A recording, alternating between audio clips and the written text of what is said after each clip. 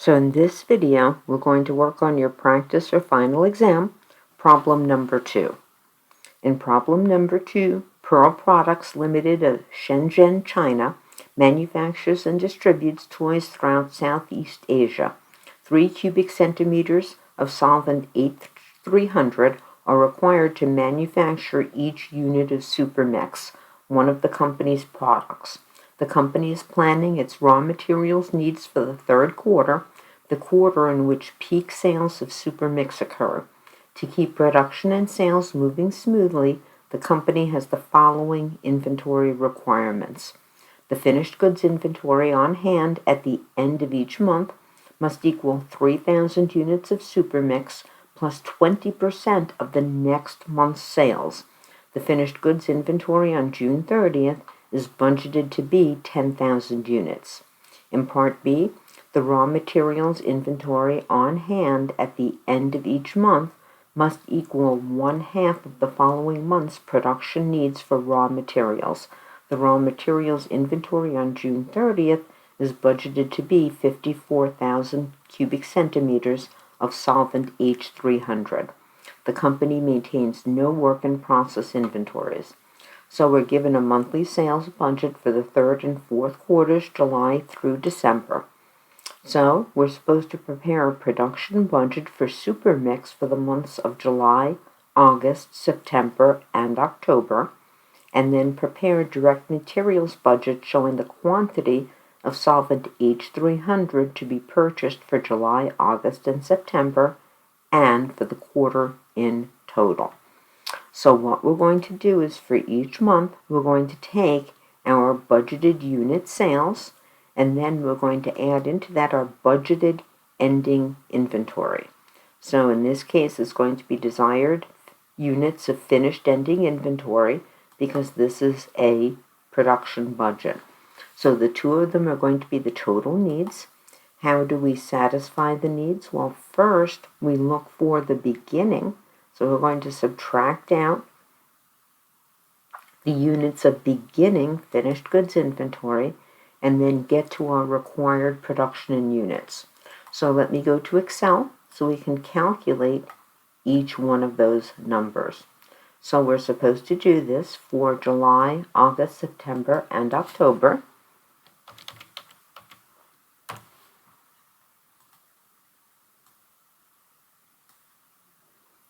Now let's get started.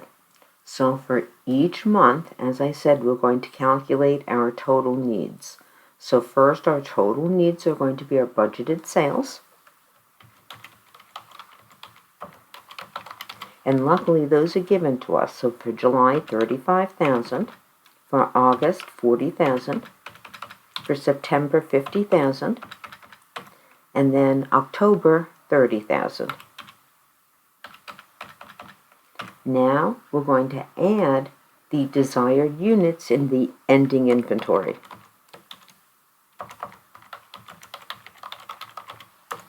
So let's take a look at the ending inventory.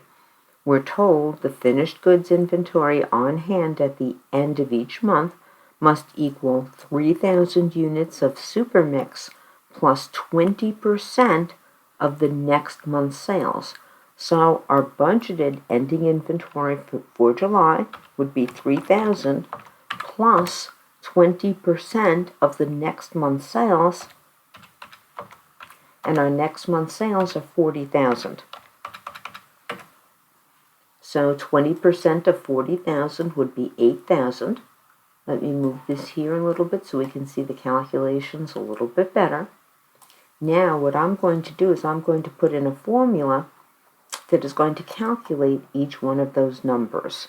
So here for July, my formula is going to be 3,000 plus 20% of, which means multiplying the next month's budgeted sales. So in July, our next month's budgeted sales would be August sales. Oh, I put in. So to input the formula, 3,000 plus 20% of the next month's sales, and the next month's sales would be August sales of 40,000. So we're going to get a budgeted ending inventory of 11,000. For our budgeted ending inventory for August would be 3,000 units plus 20% of the next month's sales, and September sales would be 50,000. So our budgeted ending inventory for August, 3,000 units, plus 20% of the next month's sales, which would be September sales. To calculate the budgeted ending inventory for September, I'm going to take 3,000 units and then add 20% of the following month's sales, that would be our October sales of 30,000. So in the September, adding the ending inventory, 3,000 plus 20% of the following month's sales. Now you might think October is going to be difficult to calculate, but all we need are the budgeted sales for November, which were given to us as 20,000. So now we can calculate our budgeted ending inventory for October, 3,000 plus 20% of the following month's sales, 20,000. That is the last one we need to calculate for now. Plus 20% of the following month's sales, November sales, budgeted ending inventory of 7,000. So now we can calculate those total needs for inventory.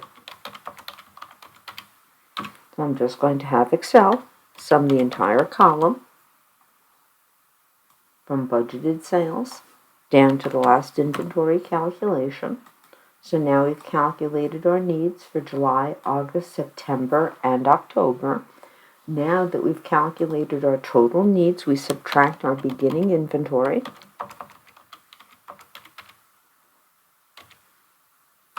Now, beginning inventory is very easy because the ending inventory in July is going to be the same as the beginning inventory in August. The ending inventory in August is the same as the beginning inventory in September. And our ending inventory for September is the same as the beginning inventory for October. So now all we need is our beginning inventory of finished goods for July. And we're told that the finished goods inventory on June 30th is budgeted to be 10,000 units. That is our finished goods inventory. And remember, June 30th, is the same as July 1st. So we put in the negative 10,000 here. So now all I have to do is add the total needs and subtract out the beginning inventory to calculate our budgeted production.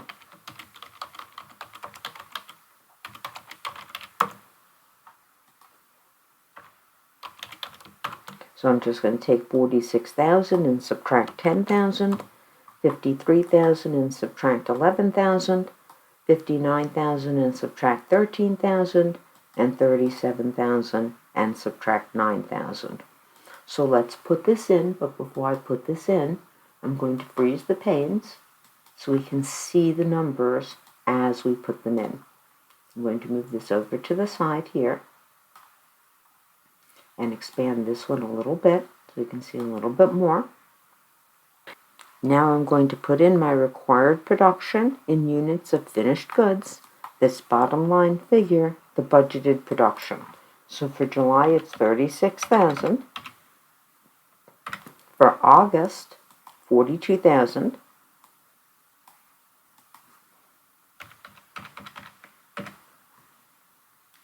For September, 46,000.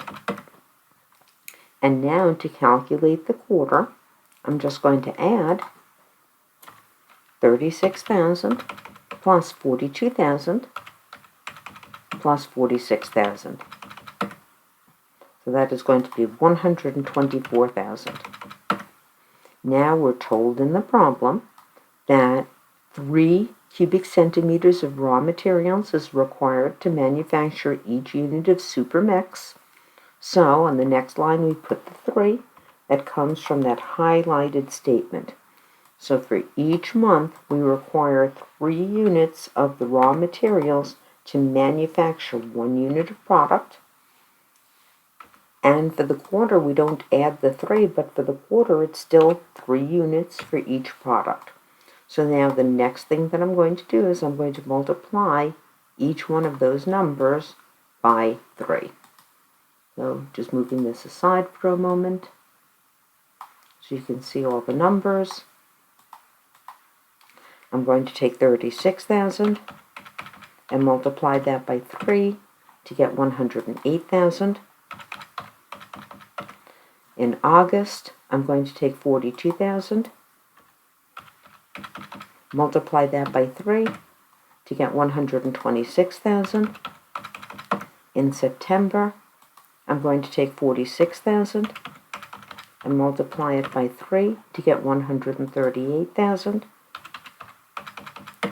And finally, I can either take 124,000 and multiply it by 3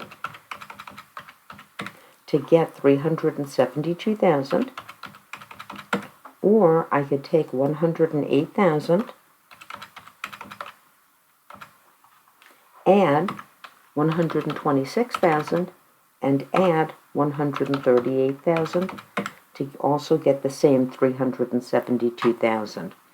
From this point forward, we're going to solve the problem the same way that we did before up here. We're going to add the budgeted ending inventory, but now it's going to be the budgeted ending inventory of raw materials, and we're going to subtract out the beginning inventory, knowing that the ending inventory 1 month is the same as the beginning inventory for the next month. So let me scroll out a little bit. So now, instead of our production budget, we're looking at our raw materials budget. So our first number is going to be the units of raw materials for production.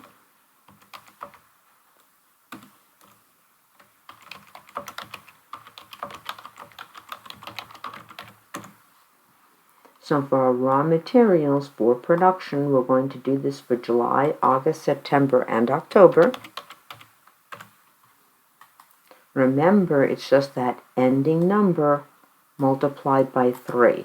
So I'm going to do that for October as well. I'm going to take our budgeted production and I'm going to multiply it by 3.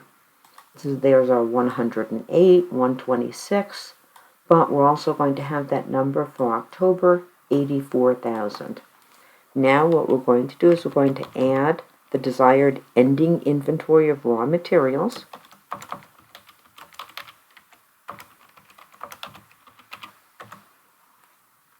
So to do that, we have to go up to our extra information.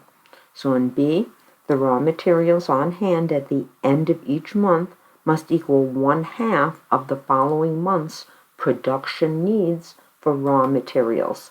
So at the end of July, we want to take 50% of the next month's production needs, 126,000. For August, we want to take 50% of the next month's, which would be September's production, 138,000. And this is why I wanted to calculate October. For September, we want to calculate 50% of October's production needs, 84,000 units. See the 84,000 right there. So for July, our budgeted ending inventory, 50% of the next month's units required for production. For August, 50% of the next month's production requirements. And for September, 50% of the next month's units required for production. Now we can calculate our total needs. And once again, we're just going to add the two numbers in each month. So for July, I'm going to add 108,000 plus 63,000. August, 126 plus 69. September, 138 plus 42. And I actually no longer need October. Now we subtract out the beginning inventory. So we know that the beginning inventory for August is the same as the end of July. So I'm going to subtract 63,000. Our ending inventory for September is the same as the beginning. Our beginning inventory for September is the same as the ending inventory for August. So that is going to be 69,000. And then in part B, we're told that June 30th, which is the same as July 1st, 54,000. So now all I have to do is take the total needs and subtract out the beginning inventory to get to our raw materials required for purchase. So for July, I'm just going to take 171,000 and subtract 54,000. For August, I'm going to take 195 and subtract 63. And for September, I'm going to take 180,000 and subtract 69. So in July, my units of ending raw materials, 63,000. Total raw materials needed, 171,000. Subtract out my units in the beginning inventory, 54,000. Raw materials to be purchased, 117,000. For August, start off with 126. Budgeted ending inventory, 69,000 cubic centimeters. 126 plus 69 equals 195,000. Subtract out the 63,000. Ending inventory for July, which is the beginning for August. And we come down to 132,000 for August. Then for September, my budgeted ending inventory for September, 42,000 units. 138 plus 42 is 180,000. Subtract out the beginning inventory of 69,000. And we get to 111,000 units to be purchased. Now let's go to the third quarter. Now, remember, our ending raw materials inventory is just the one for the end of September, so I add 42,000. So 372,000 plus 42,000 gives me $414,000.